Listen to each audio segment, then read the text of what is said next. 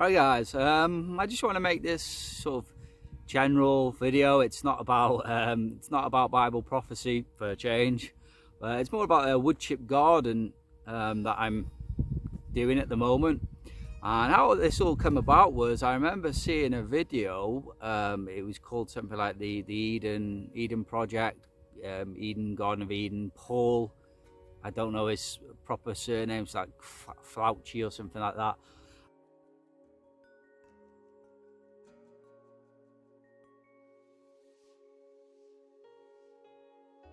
And I seen it, like I look back at, I said, when did I actually see this video? Because I did share it on Facebook, so I managed to see when I shared it, and it's something like Back to Eden, called the video.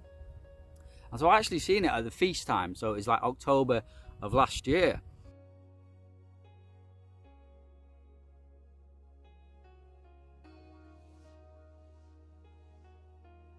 And through the winter, it must have been in my spirit, and I seen a guy who's a tree surgeon, and he has a lot of wood chips. And I said, yeah, go on, chuck us some wood chips. And he delivered some wood chips, but I didn't actually see them because they were so small.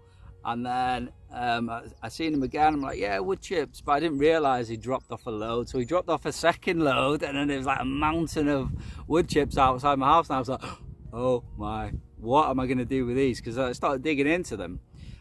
So what this Back to Eden kind of method is that basically it's like going back to the Garden of Eden when Eve was deceived by Satan, took the apple out of it because she wanted to be like God, gave it to her husband, led him astray, he ate, and then sin came into it. So that then they saw that they were naked, and they covered themselves up, didn't they, with the fig leaves. So it's kind of like this same principle, but with the earth, like the earth as being a living organism. And it's more like, if you don't cover the soil, God will, with grass or weeds and that. It's not just to take up the space as much. I think it's more to protect the soil from any erosion. I guess you look at the desert places where they don't have much greenery growing. It's desert, but it hasn't got any protection, and the water has like evaporated from it, I guess. But when you do the wood chip, you're taking away what God's protection, the grass, to protect it from any further erosion, and then you put in wood chip there, and all the benefits. I don't know the ins and outs, but it provides a compost itself, so it's turning into compost itself, creating nutrients, creating I don't really want to go into it too much, but keeping the moisture in the soil, protecting the soil from the UV rays from the sun, preventing evaporation as well, keeping all the water in the soil. And I just think, just by providing these wood chips, which kind of still alive really, just gives the soil that big kickstart, as if it turns up with like an army of enzymes and such, that they kind of get to work on not just the wood chips but the soil underneath the wood chips. And it's more of like so it's like a no dig thing, so you don't need dig or bring back the surface of the wood chips when you're planting something.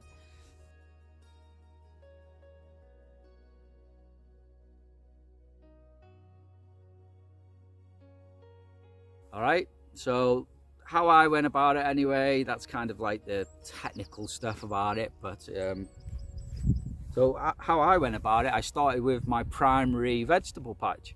So I mean, there was about 3-4 inches of from my soil, my compost, which is pretty good soil anyway, because I'll throw leaves on there, I'll throw grass on there, I'll throw or berry not wood like food peelings, yeah.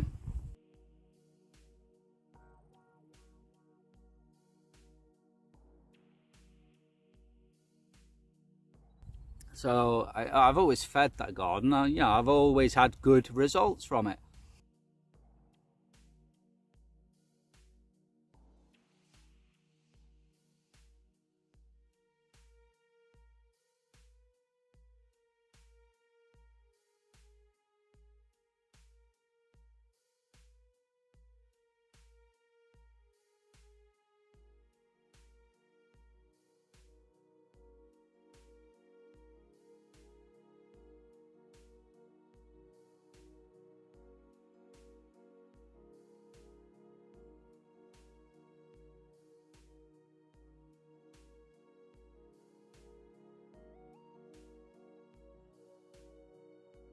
So, you know, I guess from that it's going to be hard for the wood chips to beat that, to be honest. But anyway, so my primary patch, it got covered by wood chips.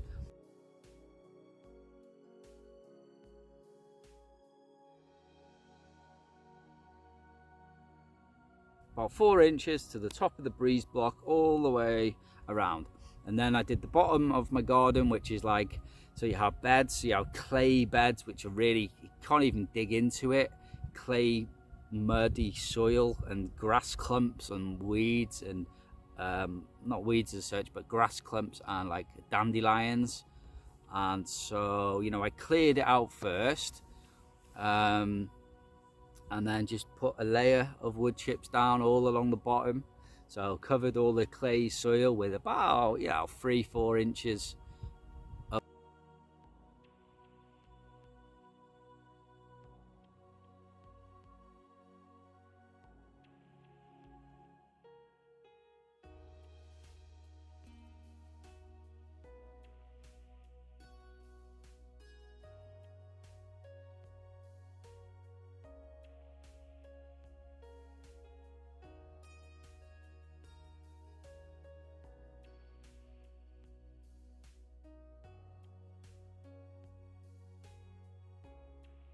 wood chips. I even in parts I put wood chips over some like concrete slab paths that we have. I might sound a bit crazy as well, but I just to keep it all level was one thing. But now I look back at it and it's like you're kind of connecting all these things in an eco thing. And the amount of worms that I've seen during pulling these wood chips out, it was amazing. I remember one, I was loading buckets into a wheelbarrow because the wheelbarrow wouldn't fit through the back gate. But it was like, there was a nice big fat juicy worm on every load. And I was like, wow, the amount of worms and life and, you know, incredible. You get more birds and stuff in the garden as well from it. So I layer the bottom end of the garden, even across the concrete paths. But like I said, to me, it's all joining natural earth alive all across the bottom of the garden then. I also put some onto my mum's like yearly garden bed where she has some trees there. She has some hydrangeas. She has some hydrangeas and she has some bushes that come there every year. She also has some pot plants which have these trees growing out of them. So I filled the pot plants with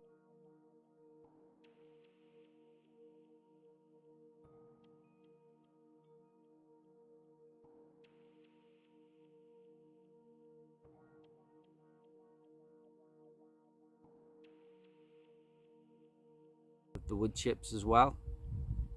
And then was to do the front garden, so same kind of thing.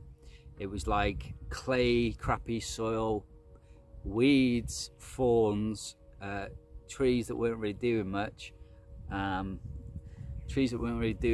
grass clumps, and then there was like checkered sort of flags laid out. I can't remember who did it, whether it was me or somebody or my dad maybe, but been there for many years. But it's just like checkered laid out flags like this, and then sort of weed and grass clumps all in between.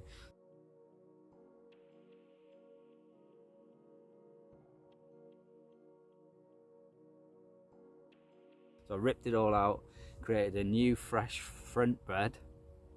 So the first thing I did was just create a initial path all the way from top to bottom, made a fresh front bed.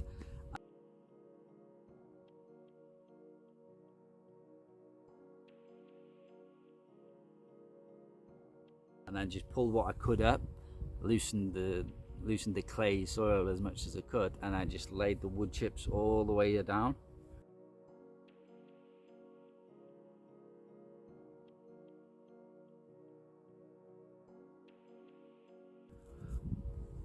And morning.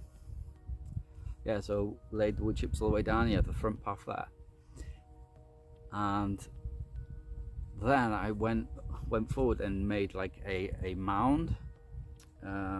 Maybe this wasn't the best thing to do actually, but I made a mound and then put a trench in it, and I put like 2 inches of compost because I was of the understanding that the seeds are going to need something to root to.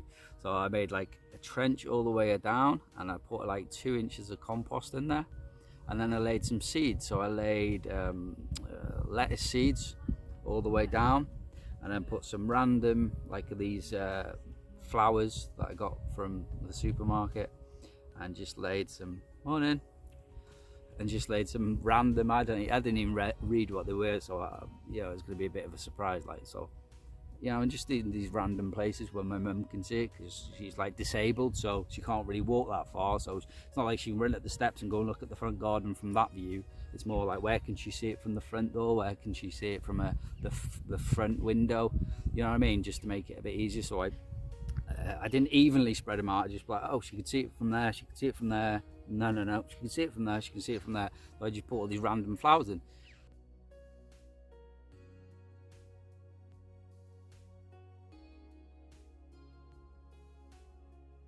I think it was a week and a half, unless that was some of the other lettuce sprouts that I've got, but less than a week and a half they'd sprouted, and I could see lettuce coming up, and now they're growing now, more at the bottom half of the garden, not at the top. So we'll have to just wait and see. It might be that they're a little bit later, which doesn't matter anyway. I know the sun's going to be, well, it'll move within the next month, it'll move to its farthest north, which will probably put more heat on there.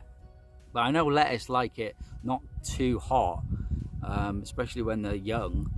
So I have to just wait and see. It's okay with me if the top part of the garden, which is a little bit more shaded because of the more house basically, it's okay if they come later. So then you'll have, you know, a bit of a more of a staggered crop. So then I carried on working in the front. I made a central bed reservation, put a second path in with the flagstones.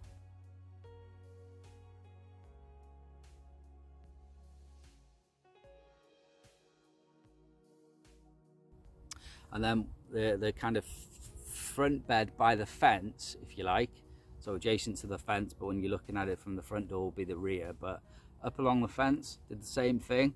I used some old timber there. I lined the bed and stuck all the wood chips in there. You know, I pruned some of the lower stuff and pulled some leaves off, but guess what? You can just throw it down there, because the greenery helps the composting process with the brown stuff, the wood chips.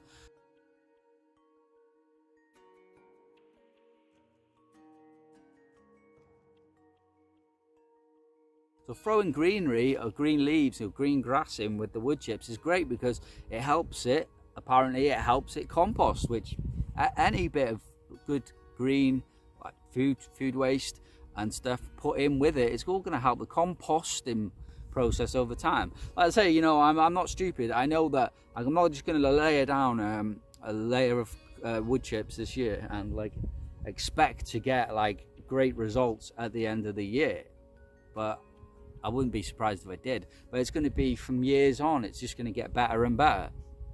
And since we've got until 2029 until I leave this place on a missionary for the last 3.5 years towards Israel,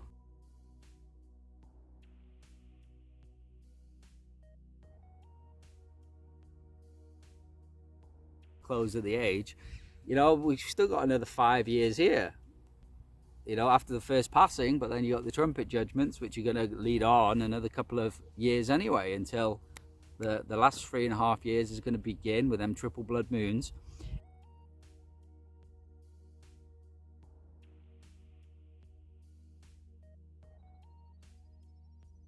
In 2029, you know, and King William going to Israel and ruling the world from Israel.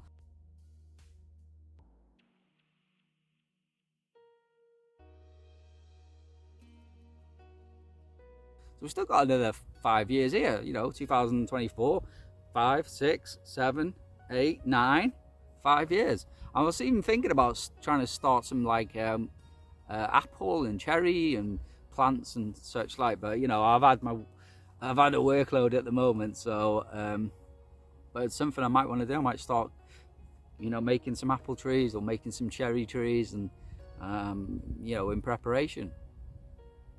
And so yeah, so the front garden I did like that, and I had some broccoli and some cabbage sprouts which weren't the best, like, and so I put them out there. I kind of made a hole, like the size of a plant pot if you like, put some compost as a bed in there again, put the broccoli and the cabbage in there, put some compost in there, and then layered it with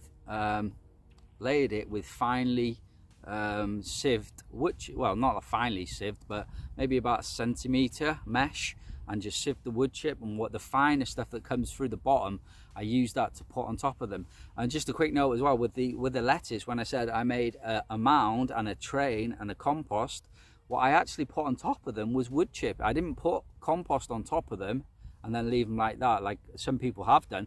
I put about a centimetre of sieved wood chip over the top of them. So it was wood chip over the top, and they've sprouted through, no problem.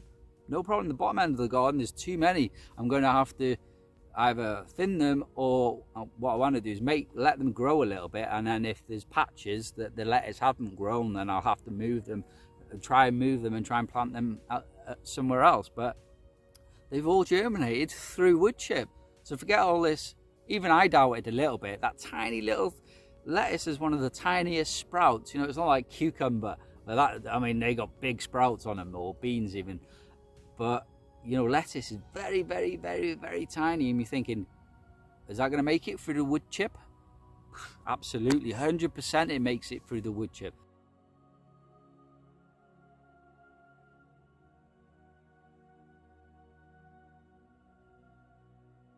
So, yeah, again, so finely sieved wood chip on top of these, like broccoli, cabbage, and I even went all out. I put some rows in, laid it with compost again, like I said, put some spring onion seeds in there, direct sow. Oh yeah, that was it. And also when I was planting the cabbage and the broccoli, these seeds, these small, very small, very sort of delicate plants out in the front bed, I also put some seeds in as like a backup, because if these die, then maybe the seeds behind them will germinate and grow into strong plants by themselves. Which I've also took pots and put broccoli in them, and they've only just sprouted now.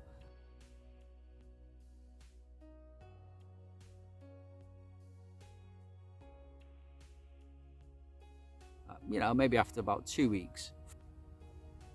And so in the front, I did that, a cabbage with its own seed, a couple of centimetres of sieved wood chip, okay, a train of spring onions, compost, sieved wood chip on top.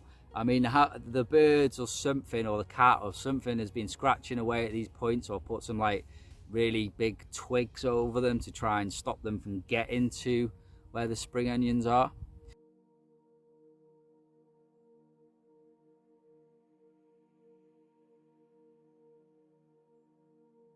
And the cabbage and the broccoli, it's kind of a mismatch, because some have survived, some leaves have been eaten.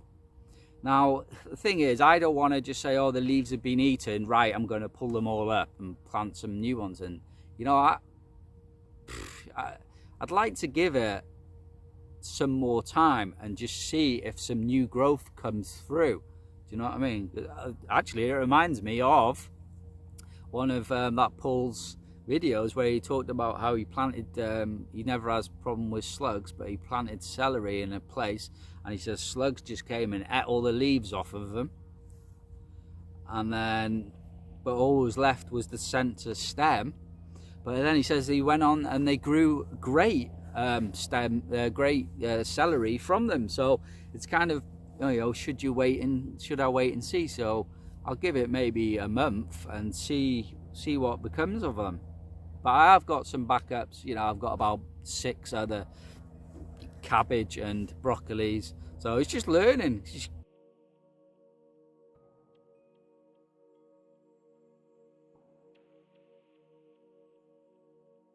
You know, this whole construction of the garden is new to me. Now I'm just trying to get it back to the fire. It might even be I'm getting the real sort of senses that maybe next year what I might do is just plant the seeds of what I want in the place, cover it with like 2 centimeters of finely thinned wood chip, and just let them come on at the right time. You know, I might even just plant tomatoes where I want them and just let them come from seed, because it seems to be working that way. It worked for the lettuce. I also went back to this, you know, front door bed, if you like, and then I did a train, but I didn't mound up. So I did another little train, and I did another couple of inches of compost, and then I spread all these onion seeds out. I didn't have as many as I thought, so I spaced them out a bit. So that's white onion,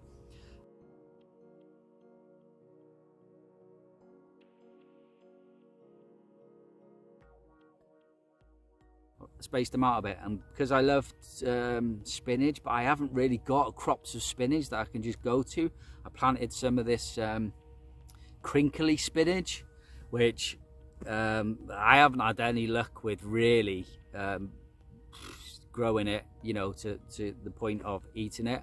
So just like the random flowers, I put random bits of this crinkly spinach, which haven't been able to grow very well. So there's a second train in the front bed there, and that is white onions and some scattered spinach clusters. And then the front garden as well, there was a patch there right by the gas meter, which is quite, you can't really dig there because the gas pipe comes really shallow, so you can't put fork in or nothing like that. But it's usually where we have our daffodils, but the daffodils are finished, and then a load of weeds come, and in fact there was already weeds there, and the daffodils have only died off, you know.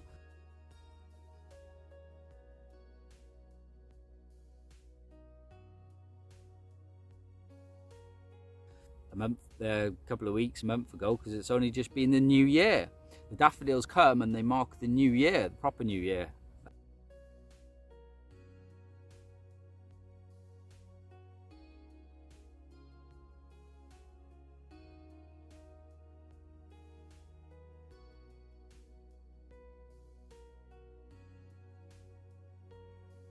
March time.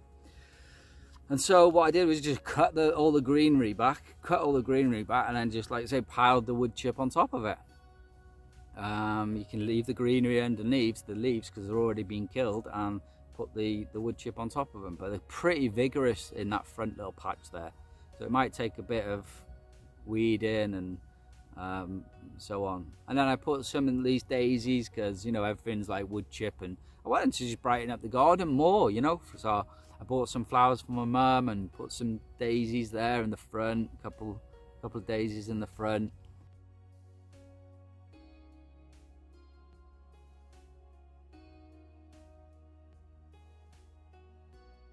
But what I also did was, quite close to the wall, I put some peas. They were old peas, and I couldn't really find them at the time. I mean, I was literally tempted to get some dry peas that, you know, dry peas that you get in a box for cooking, and you rehydrate them and cook them and eat them. I was literally on the edge of burying them instead, but I then found the peas. I knew I'd seen them, but I just couldn't figure out where I put them. And so what I did was, quite close to the wall, which is a very shaded place, I put another train, a deep train, like you know, sort of like 4 inches thick. Put a layer of compost again, and then just scattered all these pea seeds, because I know that you can plant them really close together. But then what I also did, I covered them with a wood chip, but then what I also did was doing a smaller train, and then put some of these peas that were left over directly into the wood chip.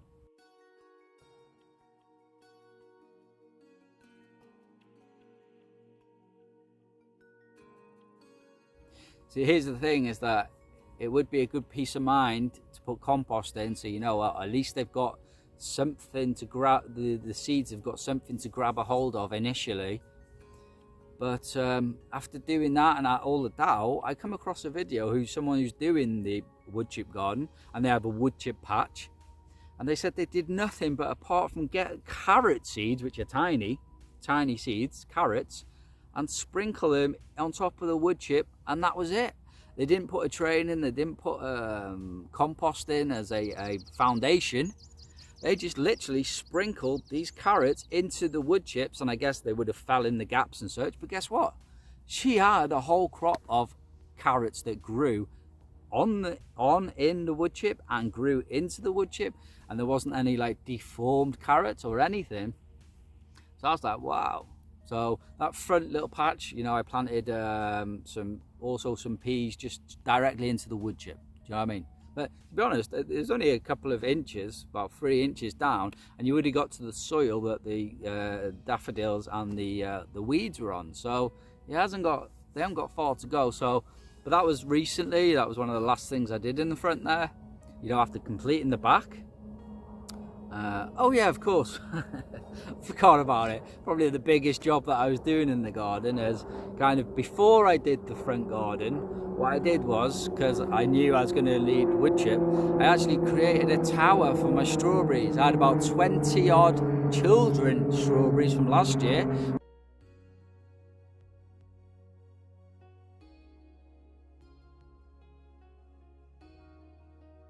Which we produced from the runners, from like 6 plants from last year, something like that, and then about 6 plants didn't produce any runners, children. So I had like 20 plants from these children. So like after I'd done the wood chip at the bottom of the garden and my primary veg patch, I then moved on to strawberry tower. So I built 6 inches or so of like raised bed, and then what I did was came in like was it 6 inches, something like that, yeah. And then went up another tier, and then another tier. So then built like kind of like a pyramid, had it south facing, so there wasn't any, you know, raised bed on the north face. It was just blank. You'll see from the pictures what I mean.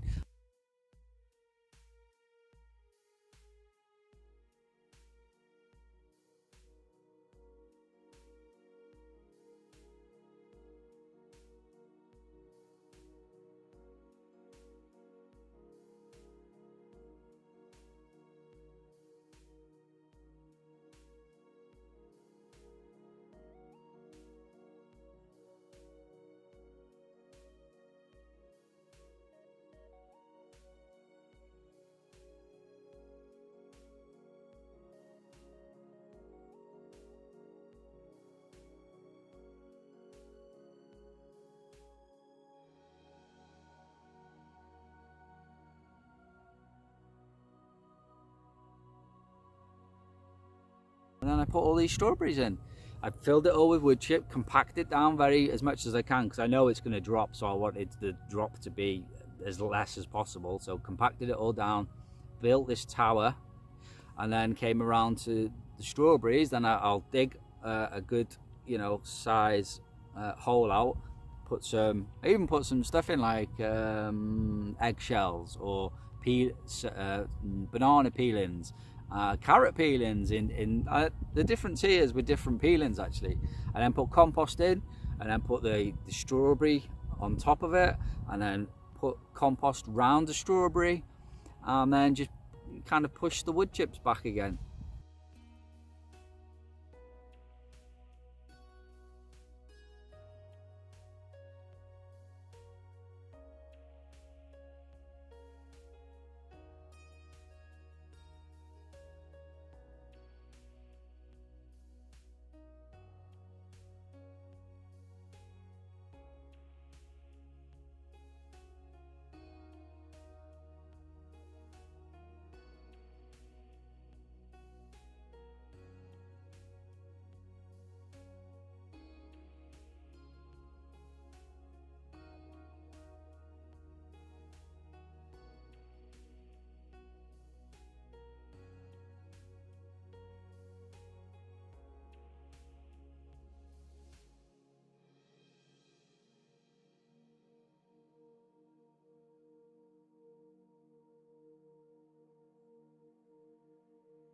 And you know, it's a bit of a mismatch of results at the moment, which we've only just really started to heat up.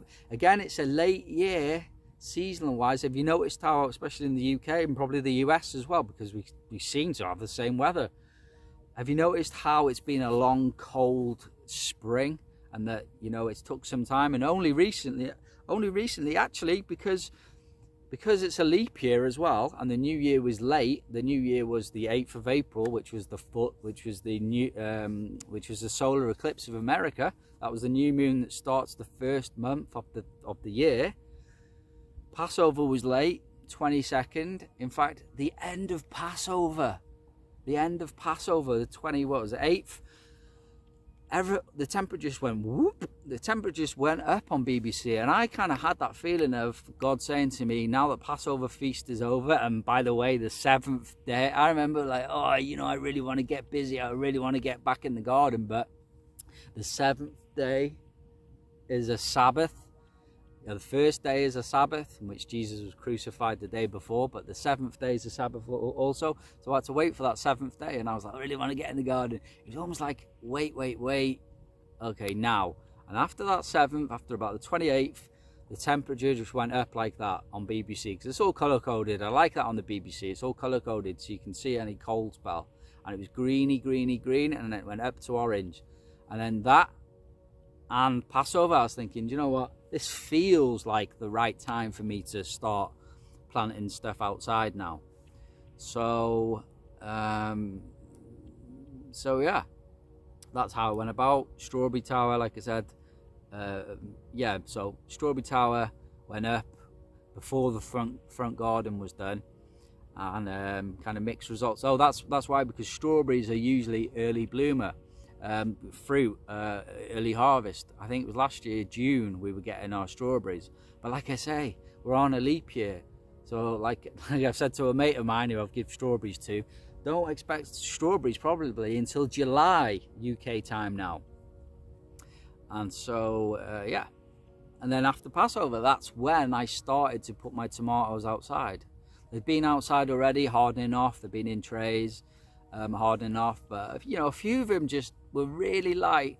And remember, these were in pots with just compost and no wood chip or anything on them. And some of them were just kind of like, I just really need something to eat, man. I just really need some nutrients. So I thought, do you know what? Poof, let's just go all in. So I started putting the tomatoes in the primary patch, which has had the wood chip on for quite some time.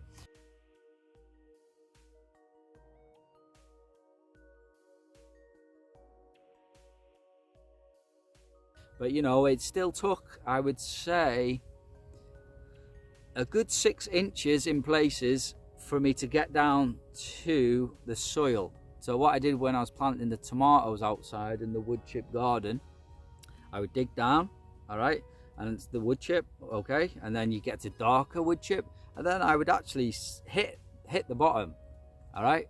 Oh, another thing as well, I planted some garlics and some onions. I mean, this was earlier on as well. I mean, this was probably even before the strawberries. So what I did was, on the primary patch, I did the same thing. I made a train along the inner edge, and I put some compost 2 inches along the inner edge, and then I put some red onion bulbs. Red onion bulb. What I also did was put white onion seed in as well. Not quite sure the dates of them, but as I was doing it, I thought, oh, do you know what? I'm going to put some white onion seeds. So I kind of spaced them, white onion seed, red bulb, and such and such. And then that was it. And then kind of pulled the wood chip back on them. We've had growth. I mean, the red onions are coming on really good. Not quite sure about the white onions, but, you know, it's early doors on them. But around the rim anyway, what I did was I put some holes for like a broomstick, if you like, and just punch, and you can feel it going through the wood chip, and then poof, you're through into the soil. And I tell you what, that soil underneath, even though I didn't till it after last year's harvest. In fact, some of the vines of the tomatoes are still under there, quite hard to break down actually. They take a while then, but I didn't till it at all. I just laid the wood chip straight on top. But you can go bang, bang, bang, bang, bang, wood chip, and then you go poof, and you go right through into the soil. And even now it's just so thingy. So I went around the rim of the garlic, and I put the broomstick in, boom, boom, boom, and I could feel it going through. And I pop up garlic in there, boom, boom, boom, and then through. But now I'm thinking that maybe like 6 inches is a bit too high for the garlic. So what I've also done is put some extras in more recently, just gone boom, boom, boom, a couple of inches into the wood chip, put a couple of put like a big spoonful of compost in there, drop the garlic in there, and pull the wood chips back again, because all that's coming is from stem. So that's what I've done on the outer rim of the veggie patch. And so when I was coming to do the tomatoes, it was a case of just bringing out the wood chip like that, and like I say, you get underneath and it doesn't look like the wood chip on the surface, because it's all starting to break down into smaller pieces. You can see it's more moist, it's getting, you know, you can tell it's almost like halfway between wood chip and compost. But then I might put some eggshells in the bottom, then put like you know, a good handful of compost at the bottom, then sit the tomato in there, you know, take off the false leaves, the first leaves, because you've got the hairs which turn into roots going all the way up there to the false leaf. And I thought that's the point there.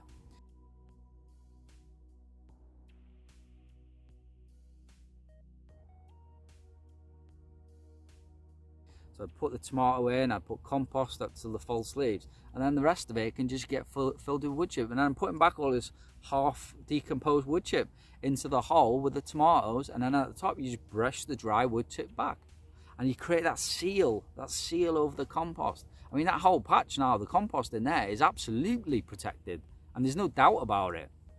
You know, I'm thinking that people are just like throwing like an inch or 2 inches of wood chip on top of their garden in places and expect miracles to happen. I think it's the whole thing. Like when you silicon seal a project or something like that, you don't silicon half or around the window and then leave a big gap there for the air to come through. So I believe if you're going to wood chip, you're going to have to do it properly.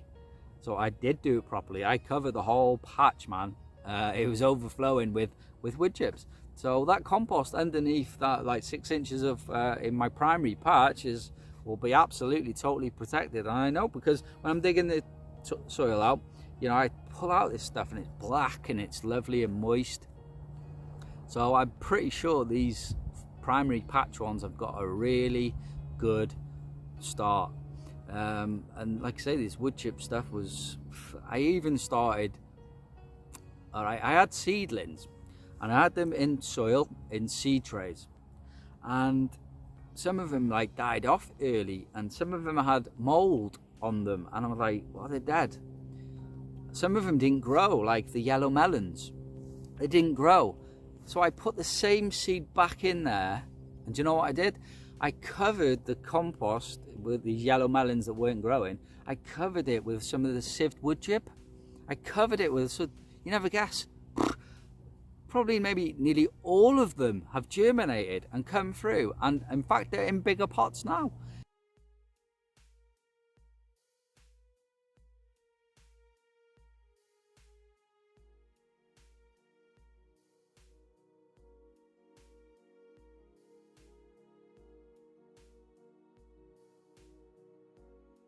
It's almost like you cover the things with the wood chip, and it's almost like some sort of miracle, like protection, and it's quite incredible.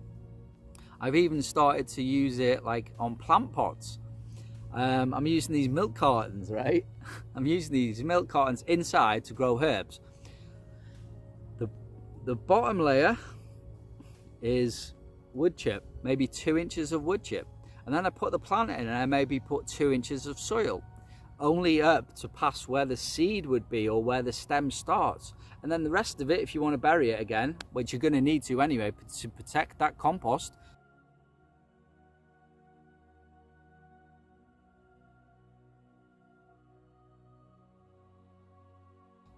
wood chip.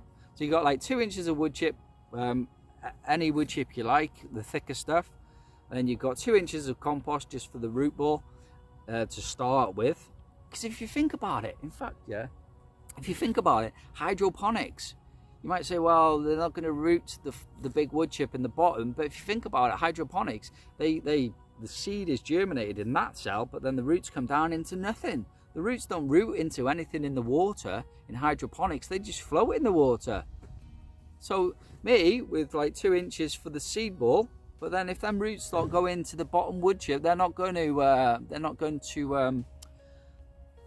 root in onto the wood chip, I don't think, or they might root around the wood chips.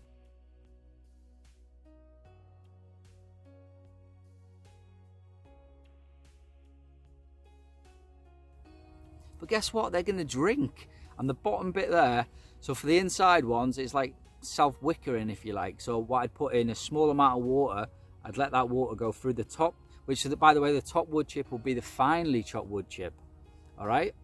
So I'd have 2 inches of bigger wood chip, 2 inches of compost, 2 inches of finely tuned wood chip. And I've been putting herbs. I started off with herbs, and do you know what? Amazing. Remember me saying about seedlings coming through wood chip?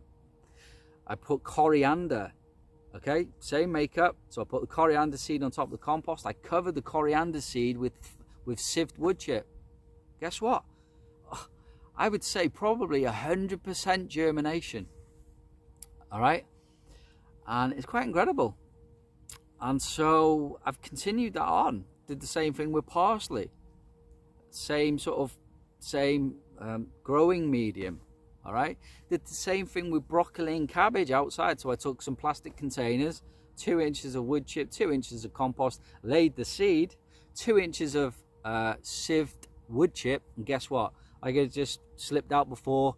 The broccoli seeds that I put in there, broccoli and cabbage, it was the last of the seeds, in fact. This could have been after I finished the front bed. I put them in there, and I looked a few days ago, half a week ago, germination. I'd only probably planted them 2 weeks ago.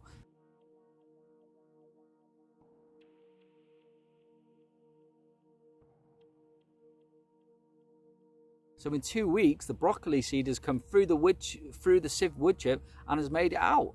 Amazing. And the good thing about them ones outside is I obviously put holes in the bottom of them. So the ones that are inside with the herbs, no holes, because you don't want the water going everywhere. But what I do is just add enough moisture.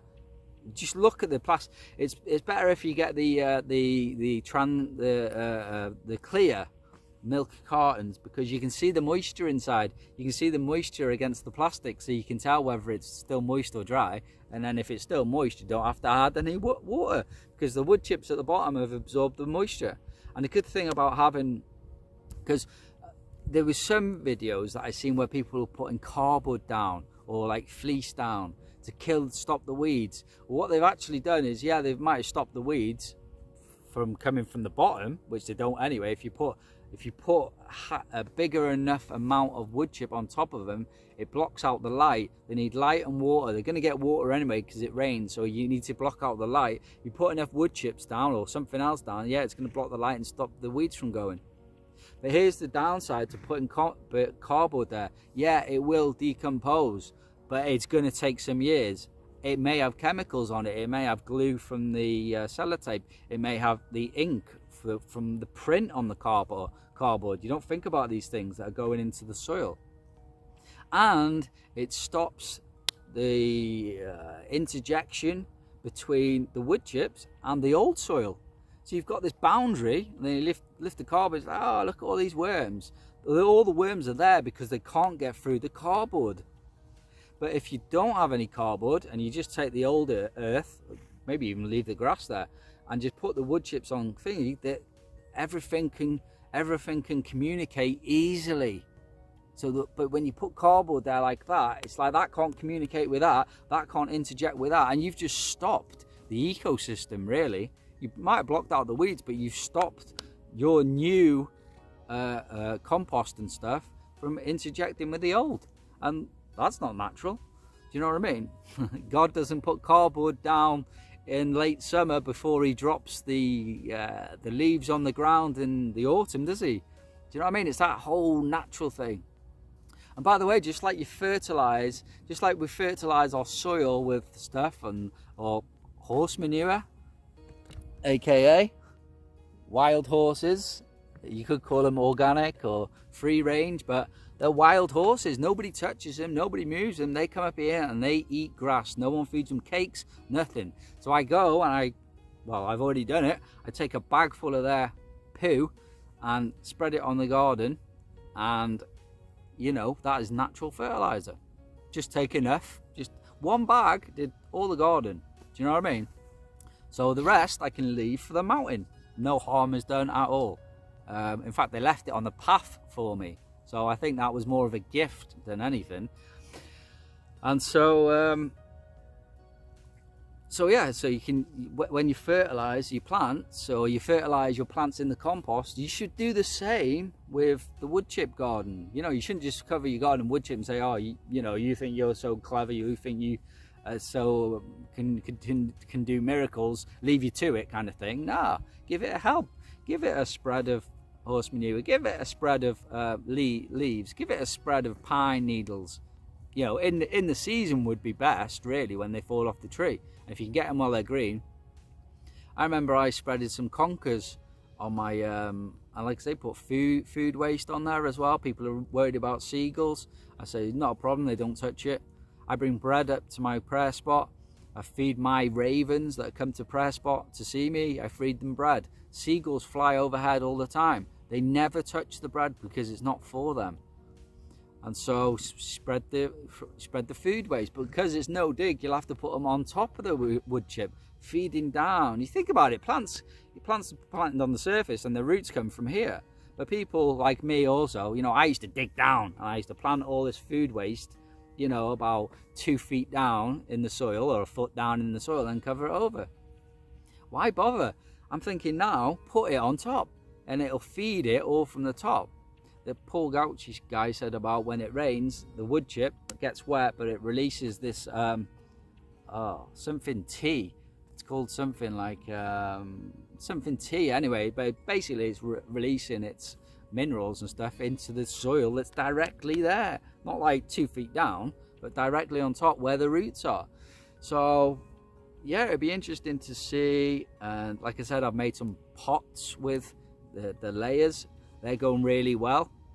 And the good thing about them, like broccoli in pots, and just recently I've got some spare tomato plants. So literally the other day, I put these tomatoes into milk cartons and used the same layering, 2 inches, 2-inch big wood chip, 2 inches compost, 2 inches fine wood chip, put them into, and hopefully they're just going to drop over and sprawl downwards from like hanging pots, which are actually milk cartons.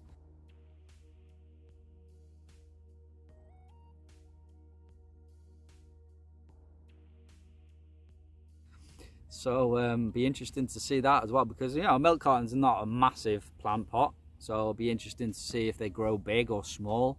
I've had like 3 tomato plants in a trough only about that big, and they grew pretty good in a shaded area as well. So it's going to be interesting to see the results, but I'm willing to put myself out there and go, hey, I've done this because I think this is going to really work. And if it all fails, I'll come on and I'll say, hey, guess what? It didn't work out as good as I thought, but who's to know? And the good thing about this whole thing is not just, you know, is it good for the soil? Is it good for my plant there that I'm going to plant there? But it's kind of created a good foundation structure. You know, there's parts of the garden that I'm thinking about planting where I wouldn't have planted before. But putting that wood chip on top of it, it's like thinking, you know, I wanted to get some grapes on the go possibly and plant them maybe there, a couple of grapevines, see how they do. The other day, I had 1 failed strawberry plant out of all of them. So out of, I don't know, collection of maybe all my strawberry plants, probably about 30. 1 failed in the tower.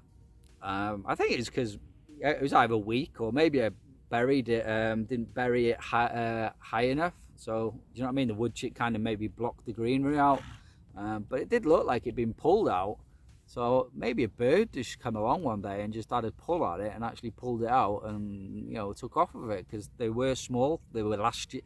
All the ones that went into my food tower were the babies from last year, so they're all young and getting good strawberries off plants now, but they're like a year or even 2 years old. So, you know, it's not a I want results now kind of thing, but if that strawberry plant, if they all find a good base and they all grow, they'll be staying there for maybe 3 or 4 years if they produce. And you know, I just take it as there. But 1 failed, so I replaced it with a tomato, because what it is you can't see it a lot of the times, but there's a rail by the shed there that I used to try and grow well, I did grow cucumbers up at one time from the ground level, but there's a rail there so I can use string. So I put a tomato plant in there, I'm going to put a string on the rail, have it come down.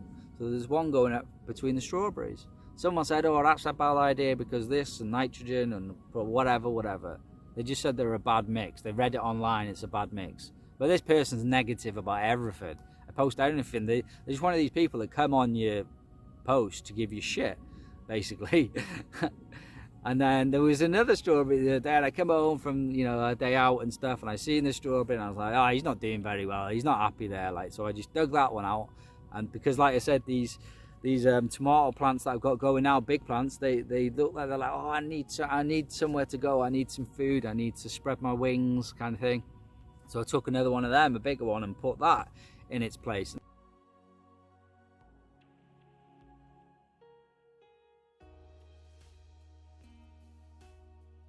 Actually, here's my point: is I actually took the strawberry down, and there's like a 4-inch gap between my fence and the concrete, you know, and usually stuff grows there like grassy and not daffodils, dandelions and stuff like that. But now it's completely been covered with wood chip for the past maybe 2 months. So what I did was I planted this strawberry just in that gap. But yeah, I never would have thought to do that before, because it was literally concrete gap, fence, nothing in between. Weeds grow there and I have to pull them out. But now it's a gap that's been filled with wood chips. So I was under the, you know, I'm thinking now, hey, I can use that as a plant and see how it goes. I may even put some lettuce down there as well. It's a shaded area because it's the back fence, but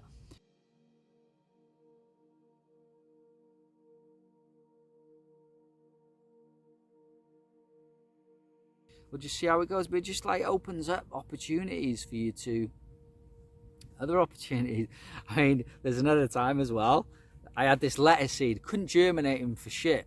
Couldn't germinate them. I thought, these are faulty. And it came from this pack, and there was this guy on it. And I just thought, oh, this guy just pumping out these crap seeds, you know, putting his face on it to try and sell more, kind of thing. I don't know if he's some famous gardener or what. I don't know. He's not famous to me, like, but anyway, these seeds wouldn't germinate for toffee, like, yeah, and so, but what I did was just remember me saying I put wood chip across a concrete path. So there's about 3 inches, maybe 4 inches of wood chip on top of this concrete path, and it's right next to my primary patch. And what I did was, oh, do you know what? I'm just gonna wing this. Like, I'm just gonna. So I brushed back the top wood chips there, kind of made a little bit of a row underneath. It's all darker, it's all smaller bits, you see. And then I just sprinkled these lettuce seeds, which I'd never been able to germinate, along that row. And then I'd push back. Actually, I got a couple buckets of wood chip and put about a 3 or maybe 4 inch layer on top of them. And then just thought, it's just one of them, you know, F it moments. You think, they're never going to grow. They never have going to grow. So I'll have to wait and see on them, obviously. But they're getting the moisture. As it starts to get warmer, they're going to get the heat. Who knows? You may see some lettuce seeds poking through that 4 inches of thingy at a proper time and give me a nice surprise. Because, like, well, I didn't put any compost there. It was just straight into the wood chip. Would I be surprised if they grew from it? No, I wouldn't. Not of all this, everything that's been going on and what I've read and what I've learned from other people's testimonies. I wouldn't be surprised at all if the lettuce grew from there. In fact, the other day, you know, I was saying about spinach, and I haven't got much spinach. And, you know, in my spirit, it's just like, go back to your seed bank and see if there's any seeds there. So I went back to my seed bank, and hey, I've got a different type of spinach. But the seeds are older. You know, the seeds could be very, very old, maybe about 4 or 5 years. But I thought, well, agree. So alongside my trellis where my cucumbers are going to go, I just literally, all right, no building a mound, no train in the thing or anything. It was just a simple pull back of the wood chip, and I just plonked a good number of these older, but more of a finer leaf spinach. I just put the seeds in there and literally just pushed the wood chip back. I didn't even water them. I thought, you know what, I'm going to wait for the rain to come.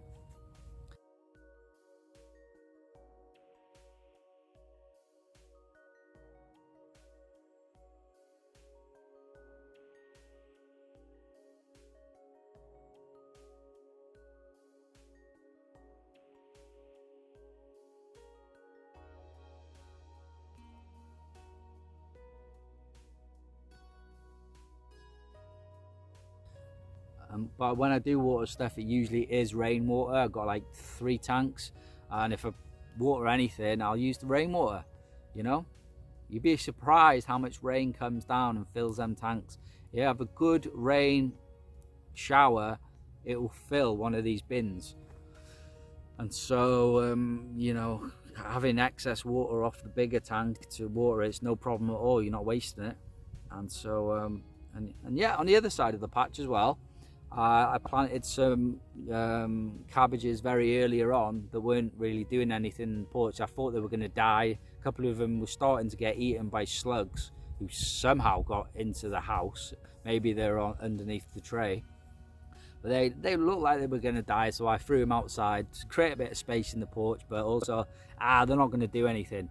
I think I put 4 out there, 4 or 6 out there. I mean, it looks like 2 of them have survived. So do you know what I mean? Putting that little tiny weak broccoli out there. Again, I just pulled out a bit of wood chip, put a bit of compost in the bottom, put that in, a bit of compost to hold it there, and threw all wood chip on top, and like 2 of them has survived. And then I did on the primary patch on the opposite side to where the tomatoes have gone, I did like a train of so I mounded up again, put like another couple of inches of wood chip on top, and then put a train along it, put compost in it, and then put carrot seeds all the way along it, and then topped it with the finer wood chip. Did the same thing and then parsnips, and put fine wood chip on top of it. And yeah, I've just been getting problems with like cats, you know, trying to toilet on top of it.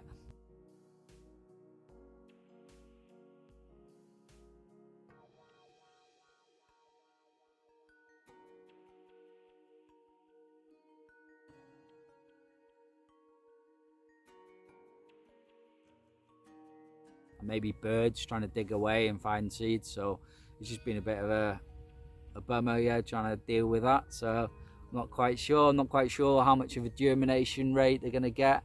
I did water them in when I put them there, but that's it. And you know, even since you know, putting this wood chip in, I've barely watered. You know, it's not I don't water it.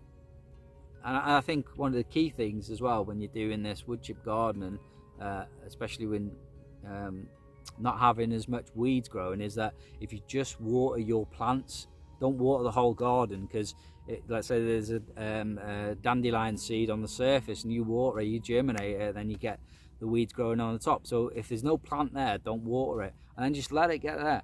But the more deceiving, well, it's not deceiving, but you can look at wood chip garden and you think, God, that's dry, because the top wood chips will dry out. The water will be absorbed from them by the sun, and they look like so dry, and you can get the misconception of the garden's dry, water it.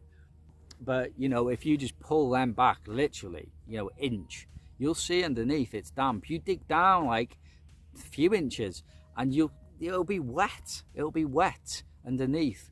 So that's the one misconception that I've had to get a hold of myself of. When you look at the garden, you think, oh, it's dry, it needs a watering. And that's the worst thing to do, because one, you'll get all the weeds growing. But yeah, it will help with compost, but unless you're in a drought condition, it's going to rain anyway at some time, and you have that good fresh stuff, you know, from God coming down, and it'll water the garden. And that's my goal now, is apart from pot plants, apart from, not pot plants outside, but apart from plants that I've got germinated inside, I'm not going to water. I'm not going to water. I'm going to let them sit and let them be, let them get rain from heaven whenever God wants to do that, and then see how they get on with no water. Because this is one of the major benefits of wood chip. It keeps all the moisture in, it keeps the compost moist, it keeps the composting going, it keeps the whole system going. So let it do its thing, let it, you know. So that's just my introduction. I know it's a big introduction, but then it's front and back garden which I've been doing. I'm also going to try and I put some potato in between all this. Earlier on, I put some potatoes in wood chip as well, to see how they grow. and I've just seen some sprouting from the top. So I know the top stem is going to grow through, which I knew anyway. And potato is one of them hardy plants that will grow through anything. It's just a matter of will it produce a good crop in wood chip. So, you know, you get the sprouted potato there, and there's about, you know, 2 foot of wood chip on top of it. So just see how they get on from there. But do more research on the potato thing. It's more like potatoes grow from the roots rather than the stem. I was under the misconception that they grew from the stem because that's why people mound them up and stuff, but it's more not. So more surface growing on top of soil or on top of wood chip might be something I need to do more of. I was more the preconception that you put the sprouting potato further down and then the potatoes grow from that, but not really the case. So that's something else I'll have to have a look at. But potatoes are already growing, they've already sprouted since I put 2 foot of wood chip on top of them. So that's all good. So yeah, I mean, it's just a case of now I know what I did last year, and obviously this year, like I say, it being a great foundation for growing stuff, so I have put more stuff out, but I'll be able to tell whether the quantity is going to be there. Like I said, I may have put stuff out earlier, but hey, you're learning all the time and you're getting better all the time. I've used Passover, because here's the thing, is last year I had a great harvest. I had some tomatoes growing out of nothing. I planted lettuce and I got tomatoes. I put them tomatoes outside, and so I had an extra 12 plants.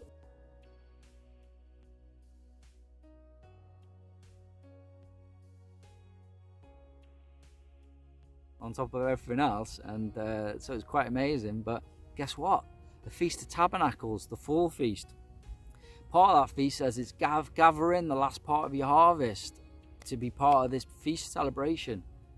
And you know, the very day that 7, well, it's not 7, it's an 8 day, just like Passover just happened now. The fall feast is 7 days, but the 8th day is also a Sabbath. The first day is also a Sabbath. But guess what? On the end of the Feast of Tabernacles, guess what? The tomatoes just went boof. They all died the day after the Feast of Tabernacles, also called Sukkot, had ended. I was like, whoa, praise God, praise God. I mean, I don't need any more evidence, but I was just like, wow. The feast that says bring the last part of your harvest in on during this feast, or the run up to this feast, the day after the feast is complete, poof, all the tomatoes just went like that. I was like, whoa, praise God, praise God. You know what I mean? But looking from now though, like Feast of Passover's just happened. Now you know I got 6 months. 6 months in between feasts.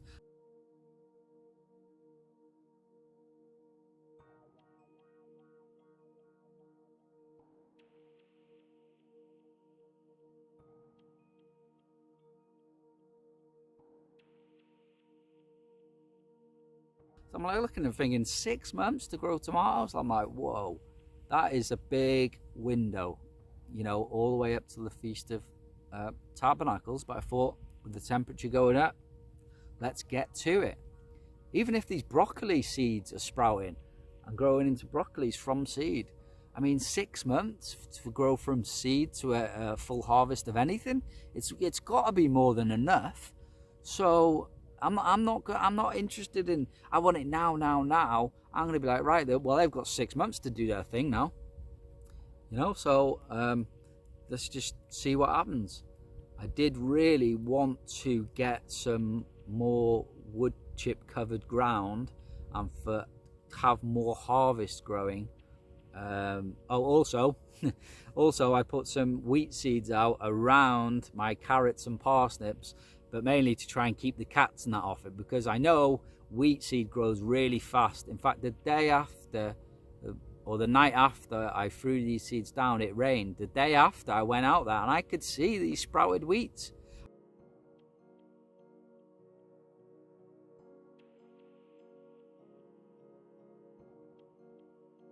I used to grow wheatgrass, so I know it literally every single day of the growth.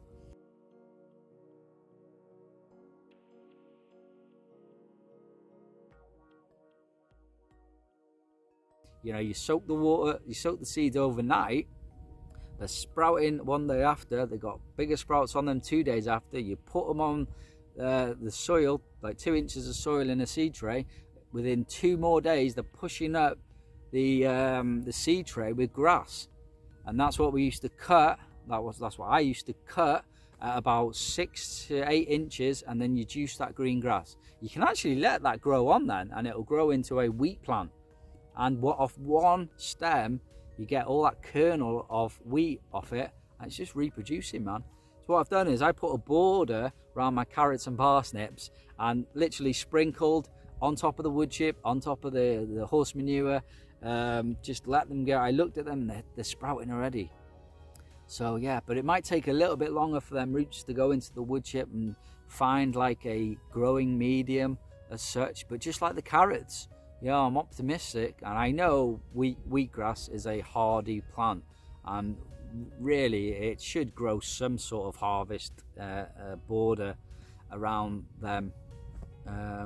In fact, in about a week or two, I'm expecting to see nice green grass shoots around that, you know, fully expecting it.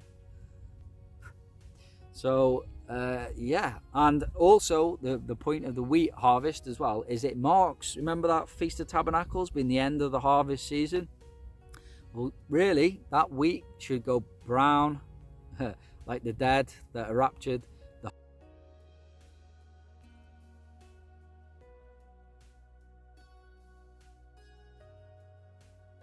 harvest should be ready when it goes brown, and that should be around the Feast of Tabernacles. And then you put a barley seed out, and then that should be ripe at the start of the new year, which we just had at the start of the Feast of Passover. Feast of Passover can't happen unless there's ripe barley in the field. We get that from scripture. In Egypt, they said the barley was ripe, but the wheat wasn't, because it hadn't grown up yet, because it wasn't the season for the wheat to grow up yet. So yeah, it's all good. Yeah, this was just an introduction of the whole thing, and then hopefully I'll and it's more of a starting everything off. So next will be results. Hey, you know, wood chip in these plant pots really works, or these flowers have come on, this bush looks better. Hey, these spinach germinated in, or these peas germinated in direct wood chip. These things have got, it's more going to be a results thing after now. You know, it's more like a planting season now, so I've planted what I want to really plant. I mean, I've literally took up the space of which I've got available, and now it's going to be a case of results now. So yeah, I just wanted to share this introduction video. I was going to do a video on Apophis and 2029, but I couldn't get my words out, and just like any video I make on Bible prophecy, if it's not flowing, I don't force it. I'll talk about something else. So I sat here and I slapped my legs and I pray God, and I was like, what should I talk about? What should I talk about? What should I talk about? And then all that came in my head was wood chip garden. So I was like, okay, wood chip garden. So yeah, so I'll share this video, and I'll make probably a massive article about it, a massive post about it, because a massive amount of things has get done. But like I say, all it's going to be following on from this is like small result. Hey, this done good, this done bad. Yeah, I'm a realist. I'm not gonna tell you that I had a great harvest of tomatoes this year, but you know, half of them died, but the other ones were great. But if it's not going to produce results, then I'll admit that it hasn't produced results, and I'll seek the answer why it hasn't produced results. But I'm pretty optimistic. Even the tomatoes that I planted outside, sometimes they get a bit droopy, you know. Sometimes they get a bit droopy, and but none of them have this year, so it's all going great. And only just recently as well, I planted tomatoes in the central reservation, but that was just recent. I mean, a few days ago from now.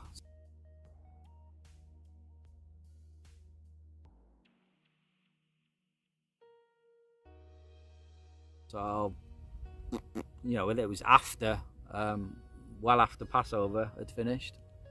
And so yeah, I just planted them outside. Got a little bit more room at the top. Don't exactly know what I'm going to do with it. The next thing's the cucumbers, but cucumbers are more of a hot weather thing, so it took a little bit more time growing. They'll be going on a trellis. When they're ready, I'll just put them out, you know, maybe 3s at a time, 4s at a time, out, whatever.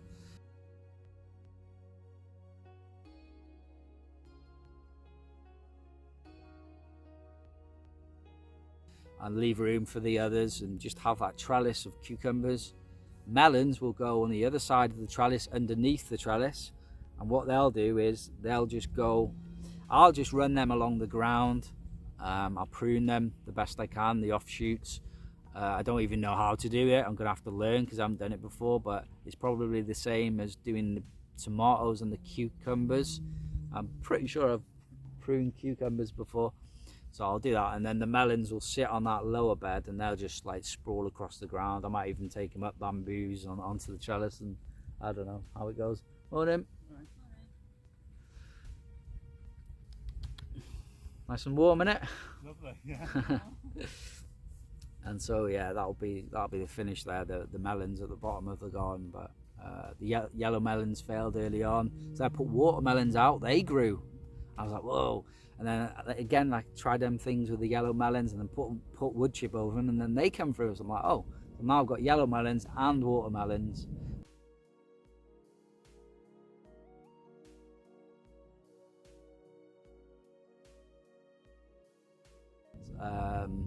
It'll be a case of just try them out and then pray for like a really stinking hot.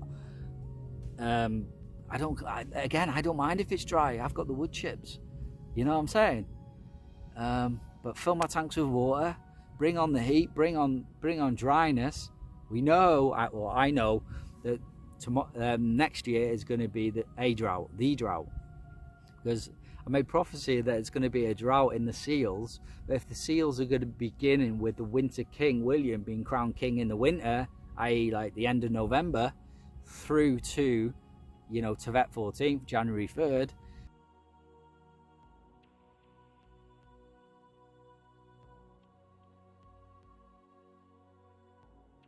then having a drought from the end of November through December into the very 1st of January is not going to be any great shake on people. You know, it's not going to be some great plague on the people. I'd already prophesied it.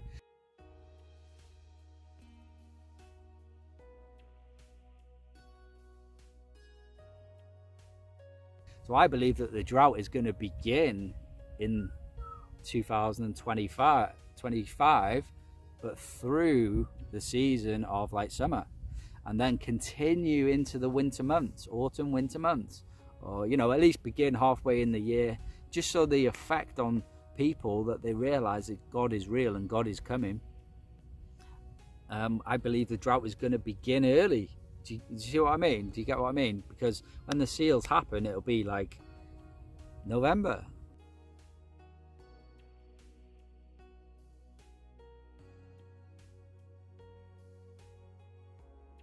The winter king. So I don't mind, just like bring it on. If it's dry, I'm not bothered, because the wood chips are keeping the moisture in. If there's a lack of water, definitely next year, but maybe this year, then it's okay. My tanks are full, and you don't have to water them at the plant just as much as you think they're going to need, which is not going to be a lot, because all the moisture is going to be underneath there that you can't see.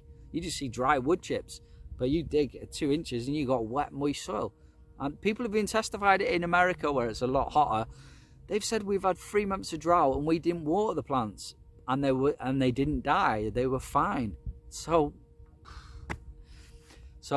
I'm praying it's going to be a stinking hot year for them melons, because I'd love to get some watermelons and some cucumbers grown outside, because a lot in the UK, most of the time people grow tomatoes even and cucumbers in greenhouses. My dad used to do it when I was younger, but mine are outside. We don't have a greenhouse, so I can't put them in a greenhouse, but mine are going to be outside anyway. So that's what I mean. I'm praying for hot year, and it doesn't matter if it's dry, because we're geared up for that. So thanks for watching. That's just my introduction. I'll follow up with any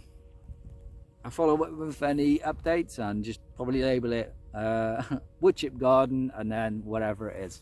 So thanks for watching. God bless you all. I've been Pastor Prophet Justin Roberts from the End of the Age Bible Prophecy. God bless you all in Jesus' mighty name. Amen. One of the things that is always spoke about when you talk about wood chip, they're the people who want to diss it, is that, you know, it robs nitrogen from the soil. But, you know, I was just thinking about it then after I made the video, is that, hey, I'm putting wood chip on top of hard, clay, shit soil, which nothing grows on anyway. So you're putting wood chip on top of soil that's worthless anyway. So you're not losing anything. There's nothing to lose. Nitrogen from the soil, I mean, it was literally worthless anyway. So, you know, it's only going to add to it.